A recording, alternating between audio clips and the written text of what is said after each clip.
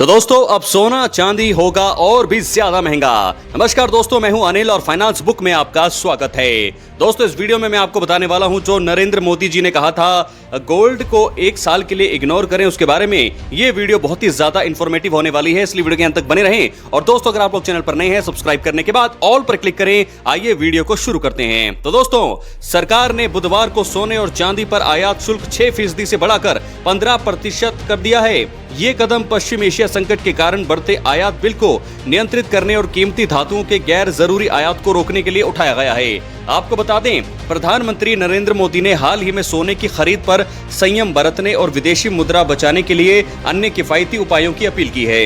इसके बाद वित्त मंत्रालय ने ये अधिसूचना जारी की है। इसमें सामाजिक कल्याण अधिभार और कृषि अवसंरचना एवं विकास उपकार में बदलाव किया गया है, जो 13 मई से लागू हो चुका है। दोस्तों इस फैसले के बाद सोने पर कुल आयात शुल्क बढ़कर 15% हो चुका है। भारत का सोने का आयात की अगर हम बात करें तो 2025-26 में 24% से बढ़कर 71.98 अरब डॉलर के रिकॉर्ड स्तर पर पहुंच चुका है। हालांकि मात्रा के हिसाब से इसमें 4.76% की गिरावट दर्ज की गई है और ये 721.03 टन रह चुका है। सोने की कीमतें भी बढ़ी है और वित्त वर्ष 2025 में $76,617 प्रति किलो से बढ़कर फाइनेंशियल ईयर 2026 में दोस्तों $99,825 प्रति किलो हो गई है। आपको बता दें कि दिल्ली में कल सोने की कीमत क्या रही थी। राष्ट्रीय राजधानी में मंगलवार को सोने की कीमत 1500 रुपए बढ़कर 1,56,800 रुपए प्रति 10 ग्राम पर हो गई, जबकि चांदी 12,000 रुपए बढ़कर 2,77,000 रुपए प्रति किलोग्राम पर पहुंच गई है। अंतर्राष्ट्रीय बाजार में अगर हम सोने की कीमतों की बात करें तो वहां पर गिरावट दर्ज की गई है। अंतर्राष्ट्रीय बाजार में सोने की कीमत 1% गिरकर $4,692.64 प्रति औंस हो गई है और चांदी भी 3.04% गिरकर $83.49 प्रति औंस पर आ गई है। दोस्तों सरकार ने 2024-25 के बजट में घटाया था सोने पर आयात शुल्क। सरकार ने 2024-25 के बजट में सोने पर आयात शुल्क घटाकर 6% किया ताकि ज्वेलरी उद्योग को बढ़ावा मिले, तस्करी कम हो और घरेलू कीमतें जो है नियंत्रित रहे। इससे पहले 2022 में रूस और यूक्रेन युद्ध के दौरान भी सोने पर शुल्क बढ़ाकर 15% किया गया ताकि चालू खाता घाटा नियंत्रित किया जा सके। दोस्तों वहीं मैं आपको बता दूं कि 2024-25 के बजट में सरकार ने सोने पर आयात शुल्क घटाकर 6% किया था ताकि ज्वेलरी उद्योग को बढ़ावा मिले, तस्करी कम हो और घरेलू कीमतें जो नियंत्रित रहे। लेकिन अब मुझे लगता है कि चीजें बहुत ज्यादा आगे बढ़ रही है। चीन के बाद भारत दूसरा सबसे बड़ा उपभोक्ता है। भारत दुनिया में चीन के बाद सोने का दूसरा सबसे बड़ा उपभोक्ता है और इसकी मांग मुख्य रूप से ज्वेलरी उद्योग से आती है। मुख्य आर्थिक सलाहकार वी अनंत नागेश्वर ने कहा है कि पश्चिम एशिया संकट भुगतान संतुलन के लिए एक गंभीर परीक्षा है, जिसका असर महंगाई, चालू खाता और रुपए की विनिमय दर पर पड़ सकता है। दोस्तों रुपया मंगलवार को अमेरिकी डॉलर के मुकाबले 95.63 के रिकॉर्ड निचले स्तर पर पहुंच गया और वहीं पर प्रधानमंत्री नरेंद्र मोदी ने रविवार को तेल की बचत, सोने की खरीद टालने, विदेशी यात्रा कम करने और इलेक्ट्रॉनिक वाहन और मेट्रो जैसे साधनों के इस्तेमाल की अपील की थी ताकि विदेशी मुद्रा बचाई जा सके। भारत दोस्तों पहले से ही तेल और उर्वरक के भारी आयात बोझ से जूझ रहा है और अमेरिका ईरान युद्ध के चलते हालात और भी ज्यादा मुश्किल हो गए हैं, जिससे हॉर्मुज लगभग बंद सिचुएशन में है। तो फिलहाल दोस्तों जैसा कि मैंने आपको बताया, तकरीबन सारी ही बातें मैंने आपको बता दी है इस वीडियो में, लेकिन फिर भी मुझे ऐसा लगता है कि साल के 2026 के अंत तक बहुत कुछ हो सकता है। तो मैं अब आपको बताने वाला हूं कि 2026 के अंत तक सोने और चांदी की कीमतों का अनुमान काफी दिलचस्प मोड़ पर आ चुका है। वर्तमान बाजार सिचुएशन, ग्लोबल इकोनॉमी और भारत सरकार के हालिया फैसलों जैसे 13 मई 2026 को इंपोर्ट ड्यूटी में भारी बढ़ोतरी की गई के आधार पर एक्सपर्ट्स का विश्लेषण कुछ इस प्रकार है। दोस्तों वीडियो के अंत तक बने रहें और अगर आप लोग चैनल पर नए हैं, सब्सक्राइब करने के बाद ऑल पर क्लिक करें। और आपको मैं बताने वाला हूं कि गोल्ड का अनुमानित लक्ष्य क्या है। सोने की कीमतों में 2026 के अंत तक एक बड़ी तेजी की संभावना जताई जा रही है। क्या है संभावित कीमत? एक्सपर्ट्स और बड़े निवेश बैंकों जैसे गोल्डमैन सैक्स के अनुसार अंतर्राष्ट्रीय बाजार में सोना $5,000 से $6,000 प्रति औंस तक जा सकता है। और भारतीय बाजार MCX की अगर हम बात करें तो भारत में इंपोर्ट ड्यूटी को 6% से बढ़ाकर 15% किए जाने के कारण घरेलू कीमतों में बड़ा उछाल आया है। इसके चलते 2026 के अंत तक सोना 1.7 लाख से 2 लाख प्रति 10 ग्राम को स्तर को छू सकता है, यानी कि तकरीबन 1.80 से आप मान के चलिए 2 लाख तक 2026 के एंड तक सोना जो है हो सकता है। और मुख्य कारण क्या है?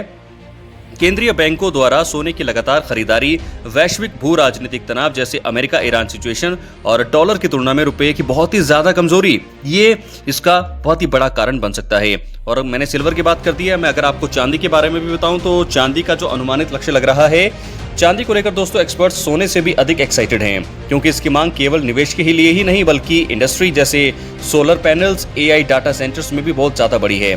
संभावित कीमत की अगर मैं बात करूं तो एक्सिस सिक्योरिटीज और अन्य एक्सपर्ट्स के मुताबिक चांदी 2.40 लाख रुपए से 3 लाख प्रति किलो तक का सफर तय कर सकती है। यानी कि अभी 1,70,000 है तो आप समझ सकते हैं, 2,70,000 है अभी, तो आप समझ सकते हैं कि 3 लाख प्रति किलो तक का सफर तय कर सकती है। और कुछ बेहद पॉजिटिव अनुमान तो इसके 4 लाख रुपए तक पहुंचने की बात भी कर रहे हैं। तो चांदी सोने की बात मैंने करी, तो सोने के साथ साथ यहाँ पर चांदी भी बहुत ही ज्यादा महंगी हो सकती है। 2026 के एंड तक 4 लाख तक जा सकता है सिल्वर का प्राइस। तो दोस्तों औद्योगिक मांग क्या है? ग्रीन एनर्जी क्रांति और एआई के लिए बढ़ते डेटा सेंटर्स में चांदी का बड़े पैमाने पर उपयोग इसकी कीमतों को सहारा दे रहा है। गोल्ड सिल्वर रेशियो, ये रेशियो गिरकर 70 के नीचे आ चुका है, जिसका मतलब है कि चांदी अब सोने के मुकाबले ज्यादा तेजी से बढ़ रही है। बिल्कुल दोस्तों, चांदी का तो बहुत जगह इस्तेमाल किया जाता है, इसलिए चांदी सोने से ज्यादा यहाँ पर महंगी होती हुई नजर आएंगी। तो कीमतों को प्रभावित करने वाले अगर मैं 3 बड़े फैक्टर्स की बात करूं तो फैक्टर नंबर 1 सरकारी नीतियां। भारत सरकार द्वारा हाल ही में इंपोर्ट ड्यूटी में की गई 9% की बढ़ोतरी ने घरेलू कीमतों को रातों रात महंगा कर दिया। नंबर 2 यूएस फेड यानी कि ब्याज दरें। यदि अमेरिका का फेडरल रिजर्व ब्याज दरों में कटौती करता है तो सोने चांदी में भारी उछाल आता है। नंबर 3 वैश्विक तनाव। दोस्तों, मिडिल ईस्ट में चल रही अनिश्चितता निवेशकों को सोने जैसे सेफ हेवन की ओर खींच रही है। तो मैंने आपको 3 चीजें बताई हैं, 3 बड़े फैक्टर जरूर जो है सोने और चांदी को जरूर महंगा करती हैं। सरकारी नीतियां क्या रहने वाली है, भारत सरकार जो भी चीजें लगाती हैं वो सोने और चांदी पर उसका असर बिल्कुल पड़ता है। ब्याज दरें, जो अमेरिका का फेडरल रिजर्व ब्याज दर है, अगर वो कटौती करेगा तो इससे सोने चांदी की कीमतों में उछाल आएगा। और साथ के साथ वैश्विक तनाव यानी कि जो युद्ध चल रहे हैं बाहर, इससे भी बहुत ज्यादा फर्क पड़ता है सोने और चांदी की कीमतों में। और साथ के साथ डॉलर्स और रुपए की भी जो मारामारी चल रही है उसका भी बहुत बड़ा इफेक्ट पड़ता है सोने और चांदी की कीमतों में। तो जरूरी चीज क्या है कि कमोडिटी मार्केट में जोखिम हमेशा बना रहता है। निवेश करने से पहले अपने वित्तीय सलाहकार से चर्चा दोस्तों आप जरूर करें, या एसआईपी का रास्ता चुनें ताकि उतार चढ़ाव का असर कम हो सके।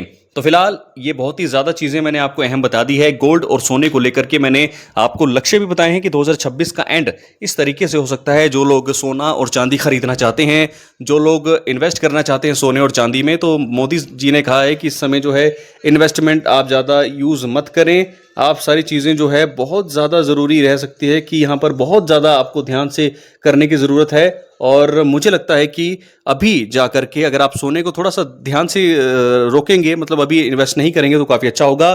तो प्रधानमंत्री नरेंद्र मोदी ने भी दोस्तों ये कहा है कि अभी के लिए फ़िलहाल आप सोने को ख़रीदना जो है मत करें, बिल्कुल भी ज़्यादा इसमें ज़्यादा जोखिम मत उठाएं, अभी थोड़ा वेट करें। तो फिलहाल आज की इस वीडियो में मैंने आपको बता दिया है सोने और चांदी की कीमतें 2026 के एंड तक कहां तक जा सकती है, और भी बहुत सारी चीज़ें हैं दोस्तों, मैंने आपको प्रॉपर तरीके से एक्नॉलेजमेंट करके बताई है। तो कैसे लगी आपको मेरी वीडियो, अपनी राय कमेंट बॉक्स में जरूर दें। और वैसे ही अगर आपके फाइनेंस से जुड़े हुए और भी क्वेश्चन है, आप क्वेश्चन करिए कमेंट बॉक्स में, मैं आपको सारी जानकारी दूंगा। मिलते हैं अगले वीडियो में, तब तक के लिए बहुत